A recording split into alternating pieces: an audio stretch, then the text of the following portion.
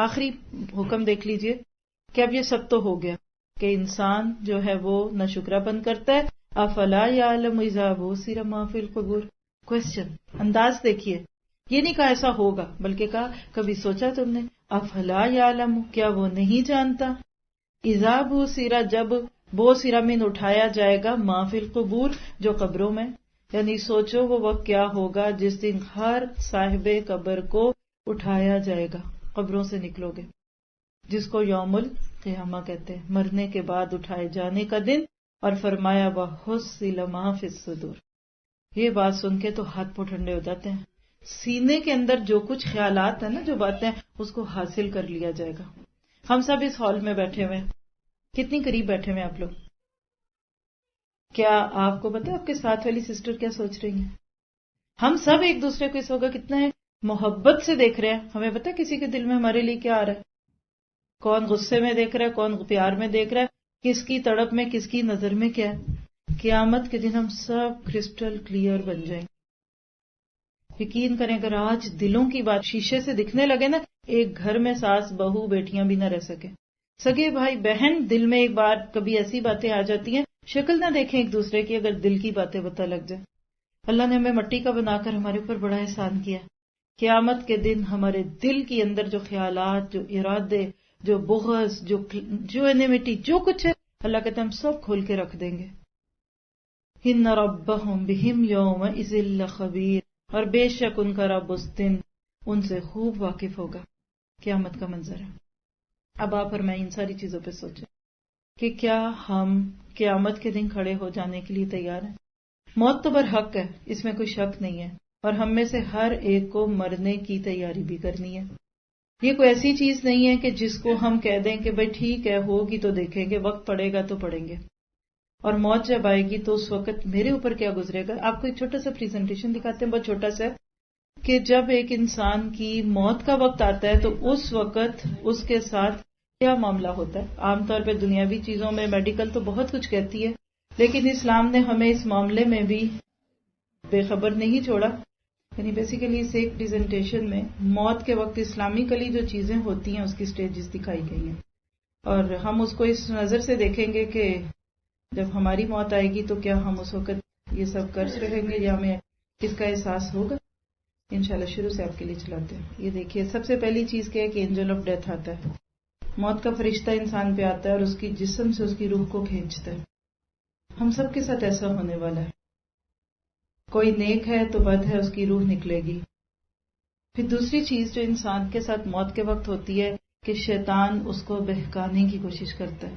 اتنا کمیٹڈ ہے کہ ساری زندگی ہمیں بہکاتا ہے، موت تک نہیں چھوڑتا، اس وقت اس کو بہکاتا ہے. یعنی یہ وہ چیز ہے جس کو ہم سوچ بھی نہیں سکتے. یعنی جو موت کی گھاٹیاں، یہ ان سین ورلڈ ہے. اس کے اندر ہمارے لیے، یعنی ہم جس کو آپ کہیں کہ ہم تصور بھی نہیں کر سکتے ان چیزوں کا جو موت کی صورت میں ہوگی. پھر چوتھی چیز یہ ہے کہ جو اینجل آف ڈیتھ ہے اس کی ہماری روح کے ساتھ بات چیت ہوتی ہے. یعنی روح نکلنا نہیں چاہتی. جب دنیا سے ہم جاتے ہیں تو اس وقت ہم اپنی روح کو اگر سامنے رکھیں تو وہ موت کے فرشتے کے ساتھ بات چیت. پھر اس کے بعد کسی کا انجام اچھا ہوگا، کسی کا برا ہوگا.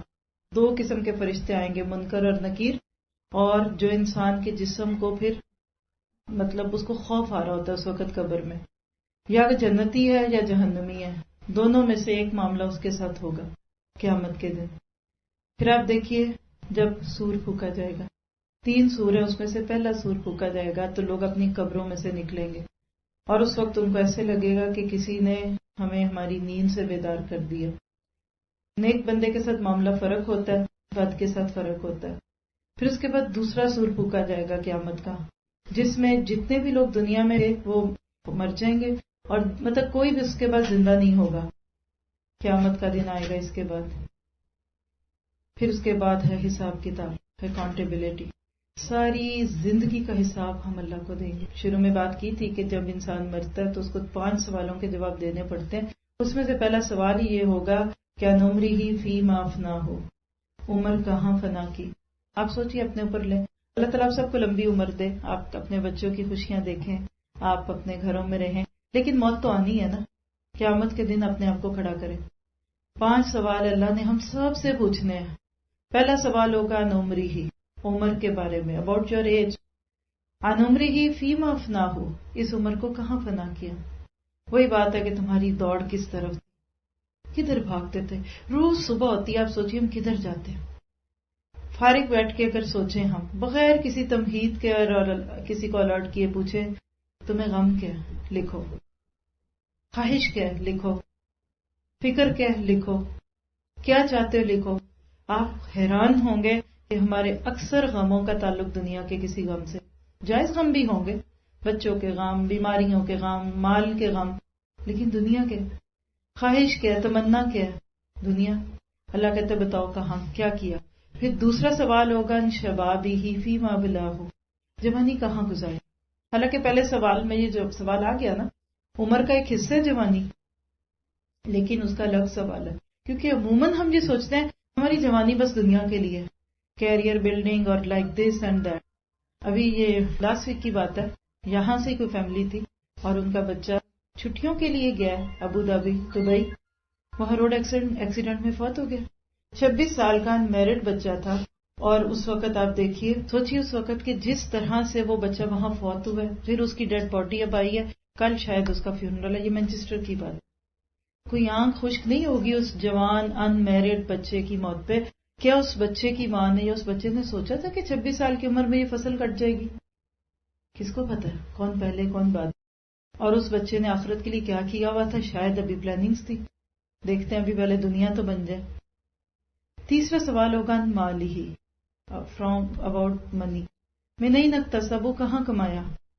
اور پھر اگلا من این انفق، کہاں خرچ کیا، یعنی what was your source of income. اس پہ بھی ایک پریزنٹیشن ابھی میں نے ایک اور کلاس میں اس کا ذکر کیا تھا کہ چھوٹی چھوٹی چیزوں میں ہم کمپرومائزنگ ہو جاتے ہیں، اللہ کے قانون توڑتے ہیں، اللہ کی حدیں توڑتے ہیں، لیکن وہ کتنی بڑی چیزیں ہیں. اور پانچواں اور آخری سوال ہوگا کہ ماذا عمل بما علم، کیا عمل کیا تھا اس پہ جو کہ علم مل گیا تھا.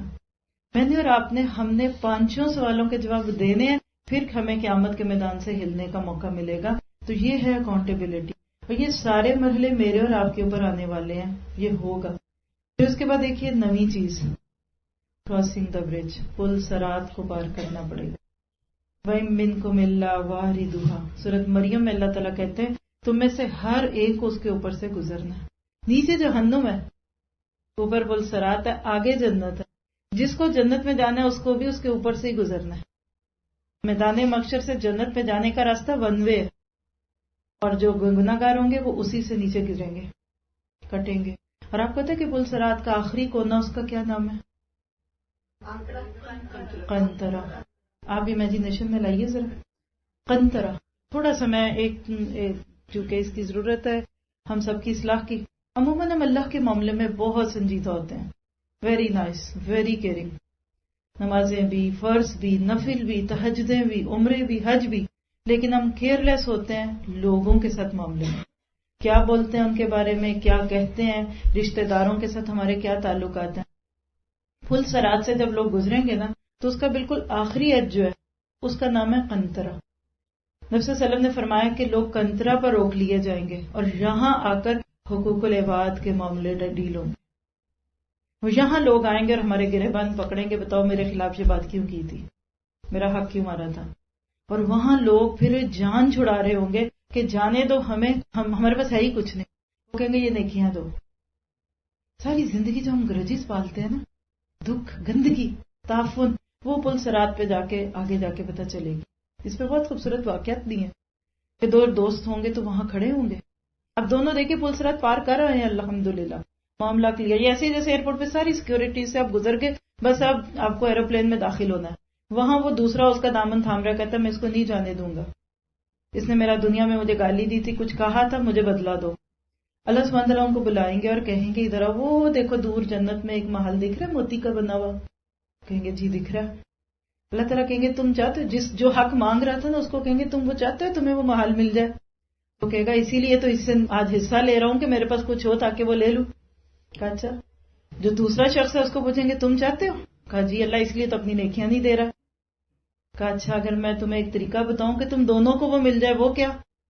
جس کی بات کی تھی نا اس کو اللہ تعالیٰ کہیں گے تم اس کو معاف کر دو، تم اس کو معاف کرو، تمہارے اس عمل کے بدلے میں تمہیں وہ محل مل جائے گا، اور اس کو چونکہ تم معاف کر دو گے تو اس کے اوپر جو ایک الزام تھا وہ دور ہوا، اس کے بدلے میں اس کو مل جائے گا۔ جو ہی یہ بات وہ شخص سنے گا وہ کہے گا اللہ میں نے اس کو معاف کیا، میری بلا سے اس کا کیا، مجھے تو وہ چاہیے۔ اور آپ مسکرائے اس طرح کہ آپ کے دانت کھل گئے، آپ نے فرمایا کہ میں دیکھ رہا ہوں کہ وہ دونوں ہاتھوں میں ہاتھ ڈالے جنت میں داخل ہو رہے ہیں۔ تو یہ بہت سیریس میٹر ہے، کبھی کسی کے بارے میں ایک لفظ نہ بولیں، سگے بھائی بہن ہیں یا رشتہ دار ہیں یا دوست ساتھی ہیں، انسانوں کا معاملہ اتنا سخت ہے کہ اللہ معاف کر دے گا لیکن بندے نہیں ہو کریں گے۔ پھر یہ دیکھیے 10ویں چیز ہے انٹرسیشن، سفارشیں ہوں گی، اللہ تعالیٰ لوگوں کو ان کے گناہوں کی سزا دلوا کر پھر جنت دیں گے یا پھر جہنم سے نکال لیں گے، اور اس کے بعد ہیل اینڈ ہیون، یا جنت یا جہنم۔ ہم میں سے کوئی ایسا نہیں ہے کہ جنت میں نہ جائے یا جہنم میں نہ جائے، یعنی دیر آر اونلی 2 ways، یا جنت ہے تو یا جہنم ہے، تیسری چیز کوئی نہیں ہے۔ بعض لوگ کہتے ہیں نہیں دیکھنا کچھ نہیں ہوگا، ایسے کر لیں گے ویسے کر لیں گے۔ اللہ تعالیٰ سے ملنا برا تو نہیں ہے، جس سے محبت ہوتی ہے اس سے ملنے کو دل چاہتا ہے نا۔ اصل جو چیز رکاوٹ ہے نا وہ ہمارے گناہ، ایسی ہے نا، اگر ہمارے گناہ بیچ میں نہ ہو تو ہم تو خوشی خوشی اللہ کو ملے۔ امام احمد کا نام آپ نے سنا ہوگا، ایک پوئم تھی جب ان کے سامنے پڑھی گئی تو وہ اس پہ رو پڑے۔ اس کا تھیم ہی یہ تھا کہ جب میں اللہ کو ملوں گا اور اس نے مجھ سے میرے گناہوں کے بارے میں پوچھ لیا تو میں کیا جواب دوں گا۔ یہ آپ کو اسکرین پہ دکھاتے ہیں، انگلش ترجمہ اس کا ساتھ ہے لیکن آپ عربک سنیں گے اور انشاءاللہ تعالیٰ آپ کو سمجھ آئے گی۔